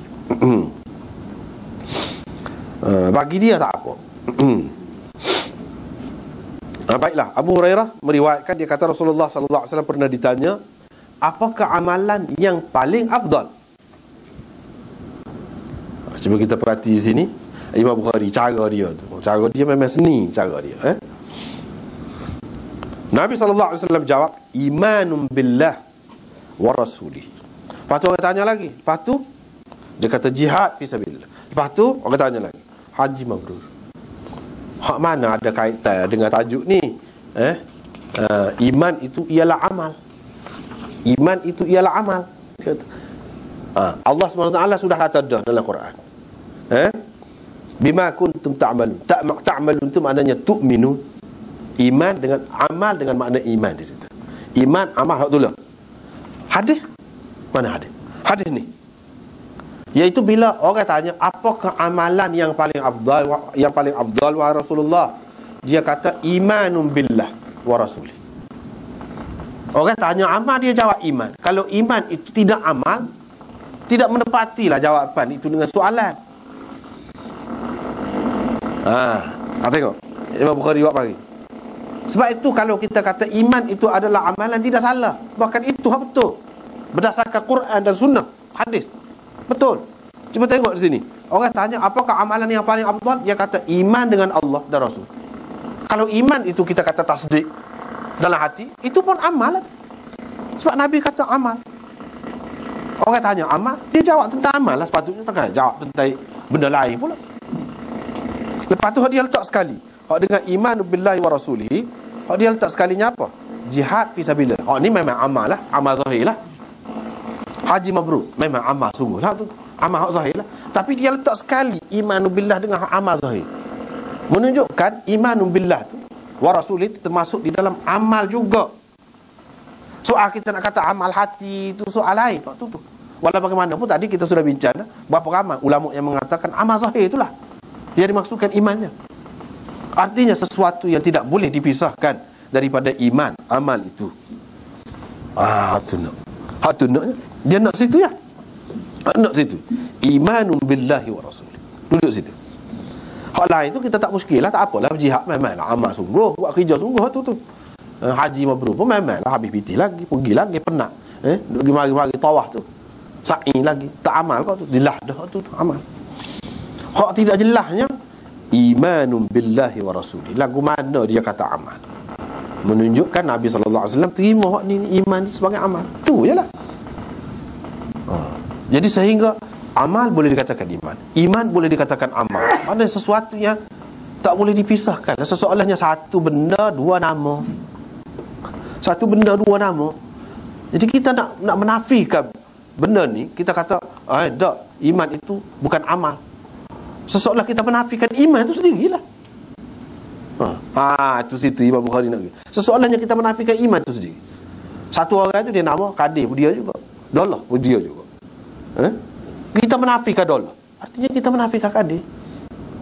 Kita menafikan Qadir, artinya kita menafikan Dollah. Sebab hakikatnya hak tolak. Mana boleh nafi? Tak boleh nafi. Kena terima kedua-duanya. Itu nama kepada satu benda yang sama. Dua itu nama kepada benda yang sama. Ke situ, sampai ke situ Imam Bukhari nak pergi. Mula dia kata juzuk je. Tak. Oh ni amal tu sedih. Kau naik.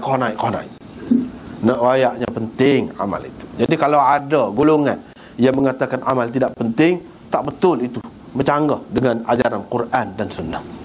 Itulah kesimpulan dia.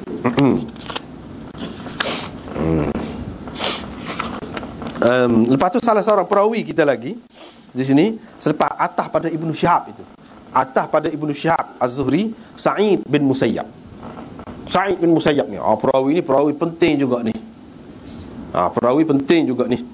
Dan dia ni boleh kata kitab mana-mana pun ada. Dan dikenali sebagai Sayyidut Tabi'in, penghulu orang-orang tabi'in, penghulu kalangan tabi'in. Lepas sahabat, tabi'in lah.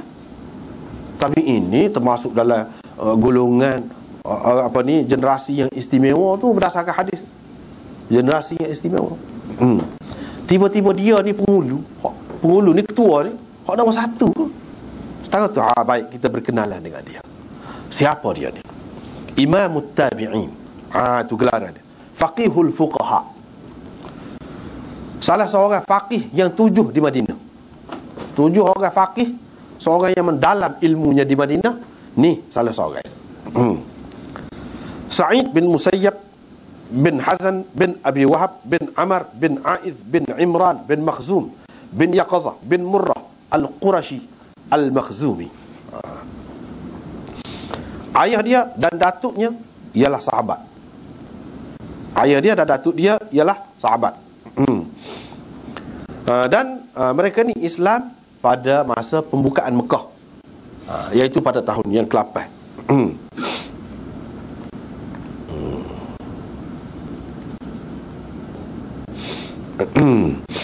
Sa'id bin Musayyab ni lahir setelah Sayyidina Umar merintah 2 tahun. Itu tarikh lahir dia. 2 tahun merintah Sayyidina Umar. Mengikut setengah riwayatnya 4 tahun, tapi hak lebih kuatnya iaitu hak yang pertama.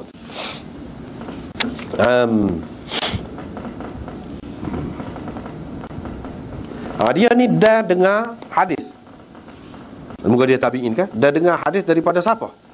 Daripada Sayyidina Umar, Uthman, Ali, Sa'ad bin Abi Waqqas, Ibnu Abbas, Ibnu Umar, Jubair bin Mut'im, Abdullah bin Zaid bin Asim, Hakim bin Hizam, Muawiyah, Abdullah bin Amr bin Al-As, Abu Musa Al-Ash'ari, dan ramai lagi yang lain, Abu Hurairah, Aisyah, Ummu Salamah, ramai lagi. Dia dah dengar hadis daripada sahabat-sahabat besar ni.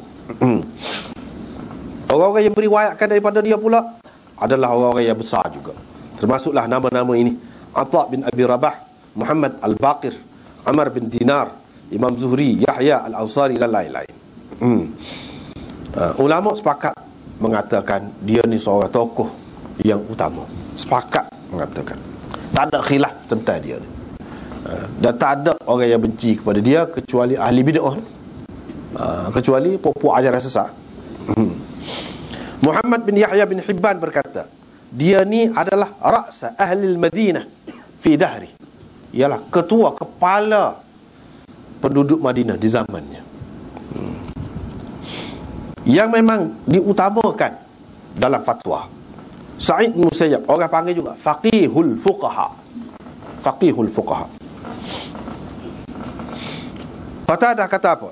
Dia kata, tak pernah saya melihat seseorang yang lebih alim tentang halalillah wa haramihi min Sa'id bin Musayyab. Maknanya orang yang lebih tahu, paling alim tentang syariat lah. Tak pernah. Dia lihat.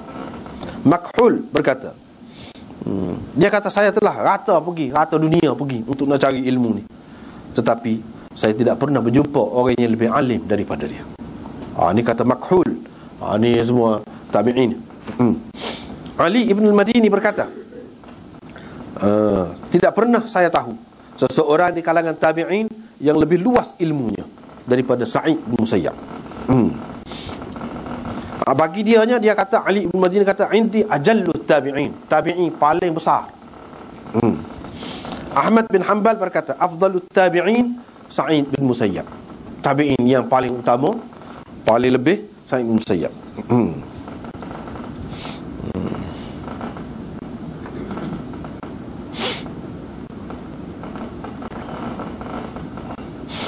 Sa'id bin Musayyab ni, kalau dia bagi apa-apa pendapat dia, fatwa dia lah terutamanya, dia akan doa, dia akan kata, Allahumma sallimni wa sallim minni, ya Allah selamatkan aku dan selamatkan daripada aku.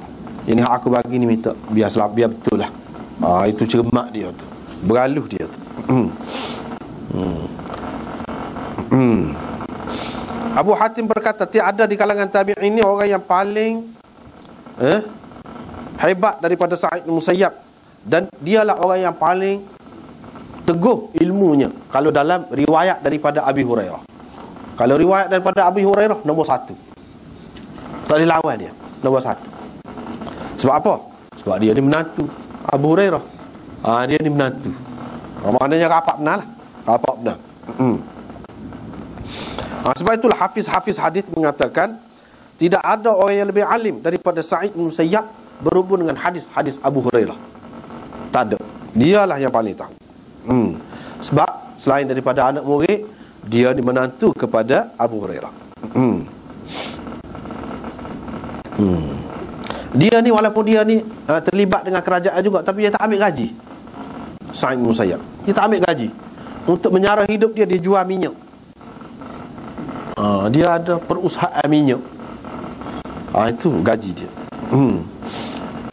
Dan dalam hidup dia 40 kali dia pergi buat haji. 40 kali pergi buat haji. Jadi jelaslah, maknanya daripada sini betapa hebatnya dia. Dan usaha dia sebelum dia jadi alim besar ni, bukan main. Tapi tak ada sebut sini. Tak ada sebut sini. Usaha dia orang nak jadi orang besar ni pun bukan main. Sa'id bin Musayyab ni salah seorang yang kuat dalam mencari ilmu, rata pergi, dan dia sanggup apa sahaja untuk mendapat ilmu. Pernah semasa dia dalam mengembara mencari ilmu lah, dia tak habis pitih, habis belanja. Bila habis belanja ni, lagu mana? Nak makan, nak apa? Tak ada. Terpaksa dia kena jual baju. Adanya baju, pecah baju, jual baju. Jadi tak baju lah, dia pergi ke sana sini untuk nak makan, untuk mencari ilmu. Siapa begitu sekali. Ilmu yang dikatakan ilmu ni pada masa tu hadis lah. Nak dapatkan satu hadis tu, ni yang meriwayatkan hadis ni orang yang duduk negeri ni, duduk di Basrah, kita ni duduk Mesir misalnya, kena pergi sana. Pada masa bukan spoiler ni, tu kumpul dalam kitab ni. Dia ni nak dapat hadis ni, dia kena pergi jumpa dengan orang. Nak tak betul ke tidak, orang ni sungguh ke ada, kalau dia pernah dengar ada. Daripada orang lain pun dia berasa kena ambil sendiri daripada orang dia. Macam dia ni daripada sahabat lah, dia bergamanya. Sahabat ni duduk sini, dia duduk sini. Duduk Madinah. Sahabat ni duduk di Syria misalnya, pergi. Susahnya. Tetapi berkat kegigihan dia tu, kesungguhan dia tu, Allah SWT bagi kepada dia ilmu yang begitu luas. Wafatnya Sa'id bin Musayyab ni pada tahun 93 atau 94. Dan tahun itu dikenali dengan tahun Sanatul Fuqaha. Pasal apa? Pada tahun tu ramai ulama-ulama besar mati, termasuklah Sa'id bin Musayyab.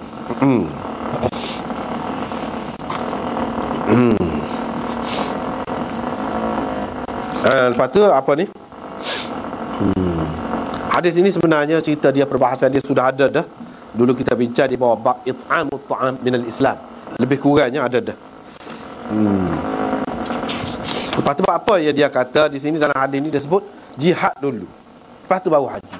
Tidakkah haji ni rukun Islam? Jihad tu tidak. Jihad itu fardu kifayah. Haji ni fardu ain. Ini kepada orang yang ni mampu. Jadi apa yang letak kemudian ni? Mungkin muskil juga. Jawapannya kerana ini mengikut Qadhi Iyadnya, dia kata ini peristiwa hak dulu.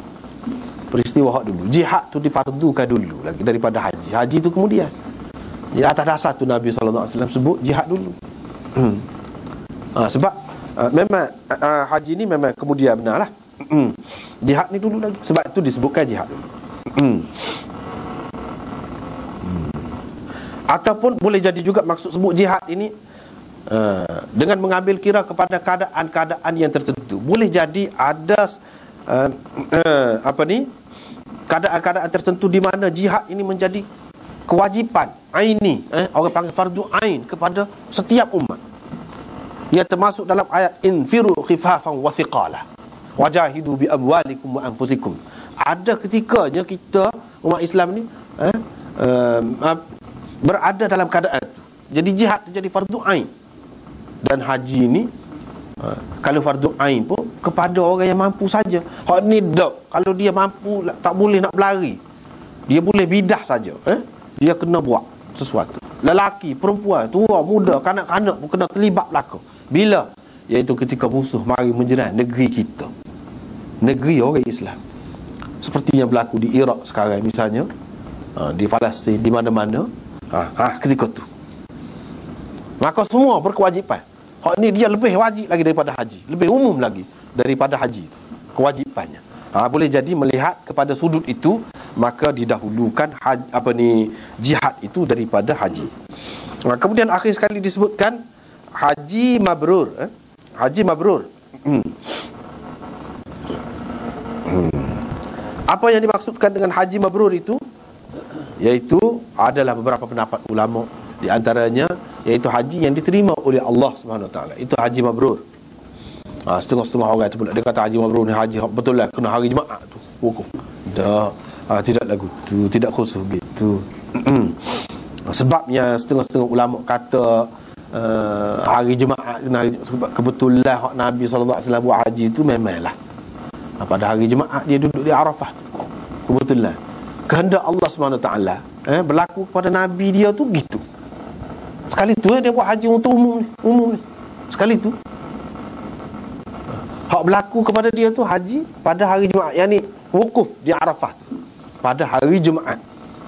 Sebab itulah ada ulama yang mengatakan haji mabrur itu iaitu haji yang lagu yang ni dia kaitkan dengan hak Nabi SAW. Adapun kepada umat tidak khusus dengan hari Jumaat tu.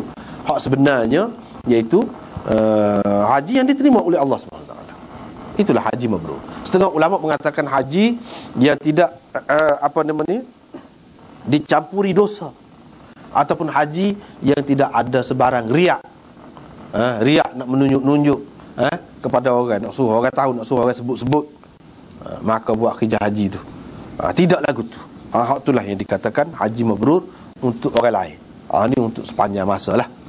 Mabrur tidak mabrur tu itu terpulang kepada masing-masing. Boleh jadi dalam hari yang sama, tahun yang sama. Orang ni mabrur, orang ni tidak mabrur. Dia tidak bergantung kepada hari itu. Yang ulama sebut hari itu sebab dia merujuk kepada hak Nabi SAW, bukan untuk orang lain. Tidak.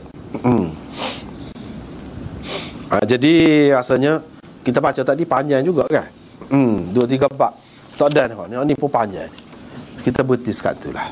Dulu. Wallahu a'lam. Wa akhiru da'wana alhamdulillahi rabbil alamin. Ada soalan? Kalau ada, sebelum kita beredar,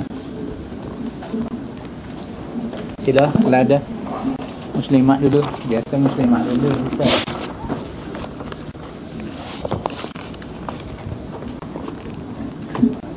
Lain pada hak pengajian kita pun tak apalah. Saya yang berkaitan dengan apa ni, soal hukum akal.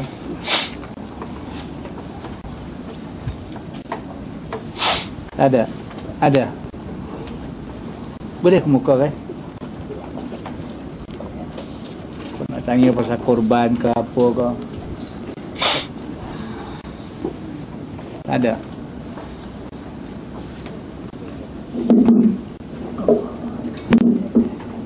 Sila. Ada tak ahli sahih mengatakan Haji Akbar tu lebih 70 kali ganda daripada yang biasa? Memang ada waktu tu. Dari segi lebih-lebih tu memang ada waktu tu. Itulah jawapan. Dan ganda-ganda tu memang biasalah. Bukan sebenarnya haji saja. Hak lain-lain amalan pun memang dia ada. Dan itu tidak bercanggah dengan usul yang ada di dalam agama lah. 70, 700, 7,000, dan tidak terhingga. Boleh jadi. Allah SWT boleh ganda-gandakan. Ini terpulang kepada kebaikan amalan itulah, bergantung kepada sejauh mana baik amalan itu. Dari segi ketinggian ikhlasnya. Ikhlas tu banyak peringkat pula. Dari segi kalau haji ni, misalnya haji ni berkait dengan harta yang digunakan apa semua tu, banyak perkara lah. Mengambil kira semua tu boleh jadi dia berbeza-beza, memang tidak sama. Memang ada. Wallahu. Macam wukuf haji jemaah ni memang diistilahkan sebagai haji akbar lah, Ustaz. Kalau macam mana? Yalah. Sebab dalam Quran pun sebut haji akbar, yaumul hajjil akbari. Tetapi itu sebab kata tadi lah, lebih khusus kepada masa Nabi SAW. Bukan dengan makna untuk semua tu. Untuk semua tu. Kita pakai istilah tu, hak tu lebih baik lagi. Macam tahun ni mengikut pengumuman kerajaan Arab Saudi kemarin dulu, dia wukuf pada hari Jumaat. Dia istiharkan tahun ni haji akbar. Kita yang raya hari apa, Ahad kita tak? Nanti selisih pasal masalah jam lah. Jadi maknanya tahun ni tu jatuh pada haji akbar lah, pasal wukuf hari Jumaat. Jadi dari segi serupa dengan Nabi dulu lah. Tapi dari segi hakikat penerimaan tu masing-masing. Masing-masing.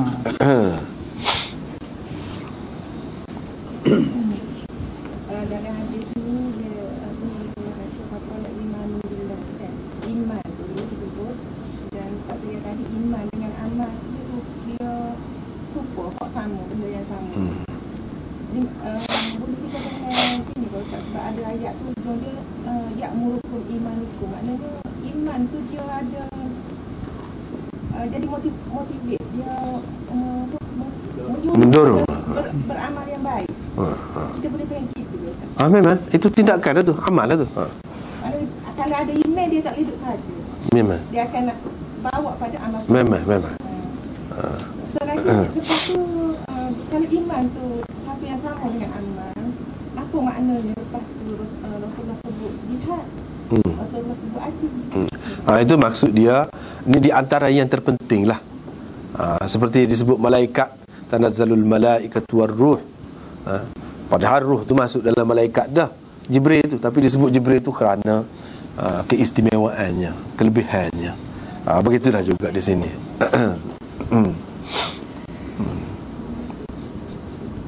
Ada lagi? Sama sikit. Ya. Jadi iman tu sebab dia ada banyak cabaran yang perlu lebih kan. Jadi saya ingat dah. Faham.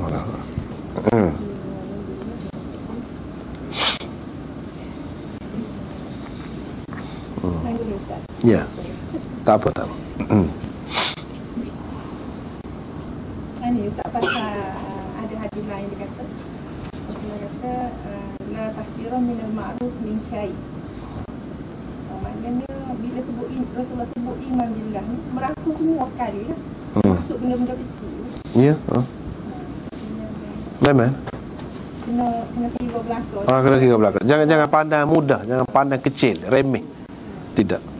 Masih ada hadis lain kata walaupun kamu duduk penuh terdawa kamu dengan muka manis. Ya. Itu sebenarnya sebelum pada ni dia bincang dah tu setengah kata satu sebahagian, setengah kata hasil iman. Tetapi sebenarnya iman dah lah tu, iman dah. Kalau mengikut Bukhari ni amal iman hak tolak dah. Sebab amal ni pun yang dikiranya yang ada iman hak dalam tu. Kalau tak ada dalam tu ada juga. Macam solat tu disebut rukuk sujud. Maknanya kalau sebut rukuk sujud tu maknanya sebahagian dah tu. Umumnya sebab dia panggil dalam istilah bahasa Arab ni itlaqil juz wa iradatil kull. Dalam balaghah tu dia sebutkan sebahagian tapi maksudnya semua. Sebab sebut tu itu bahagian yang penting, yang istimewa dalam sembahyang tu.